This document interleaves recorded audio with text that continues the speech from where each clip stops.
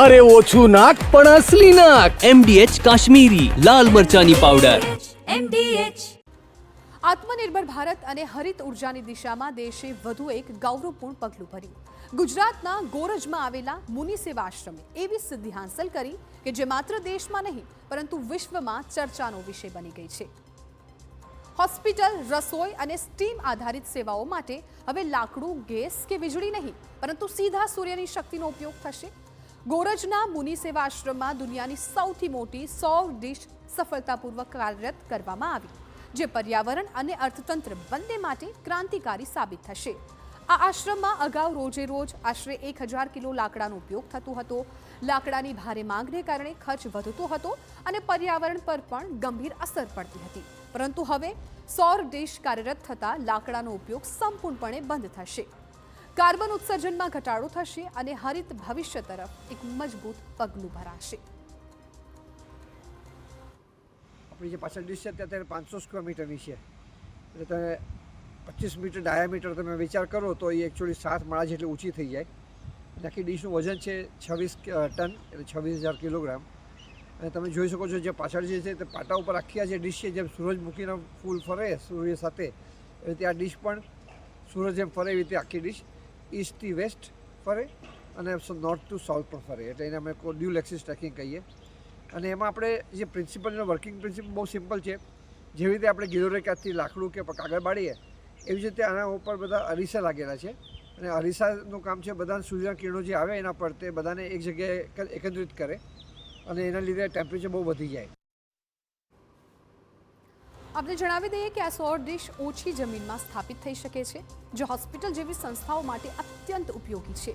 આ ટેકનોલોજી દ્વારા આશ્રમના લગભગ 100 ટન ક્ષમતાના એર કન્ડિશન પ્લાન્ટ ચલાવવામાં આવશે. અગાઉ ગેસ અને વીજળી પર આધારિત સિસ્ટમ હવે સ્ટીમ આધારિત બની છે, જ્યાં કોઈ ગેસ નહીં, કોઈ ધુમાડો નહીં અને કોઈ પ્રદૂષણ નહીં. હવે આ સોલાર ડીશની વિશેષતાઓ પણ આપને જણાવી. સૂર્યમુખી ફૂલની જેમ સૂર્યની દિશામાં આ ડીશ છે એ ફરતી જોવા મળે છે. 300 અરીસા દ્વારા કિરણો એક બિંદુ પર કેન્દ્રિત થાય છે અને આશરે 1700 ડિગ્રી સેલ્સિયસ તાપમાન આ ડીશમાં જોવા મળતું હોય છે.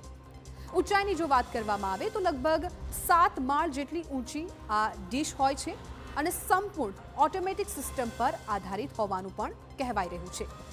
તેજ પવનમાં આપમેળે જ આ સુરક્ષિત મોડમાં આવી જતી હોય છે. જ્યારે પવનો આવતા હોય છે ત્યારે ઓટોમેટિક રીતે સુરક્ષિત મોડમાં આ ડીશ આવી જતી હોય છે અને IBR અપ્રૂવ્ડ ટેકનોલોજી હોવાનું પણ જાણવા મળ્યું છે. આ ટેકનોલોજી વડાપ્રધાન નરેન્દ્ર મોદીના આત્મનિર્ભર ભારતના વિઝનને સાકાર કરે છે. મૂળ ઓસ્ટ્રેલિયાથી લેવાયેલી ટેકનોલોજી હવે સંપૂર્ણપણે ભારતમાં વિકસાવવામાં આવી છે. આ સોલાર કોન્સન્ટ્રેટર દ્વારા એક ડીશથી 100 ટન એર કન્ડિશન ચલાવી શકાય. ગોરજમાં હાલ 2 ડીશ કાર્યરત હોવાથી કુલ 200 ટન એર કન્ડિશન ક્ષમતા પ્રાપ્ત થઈ છે.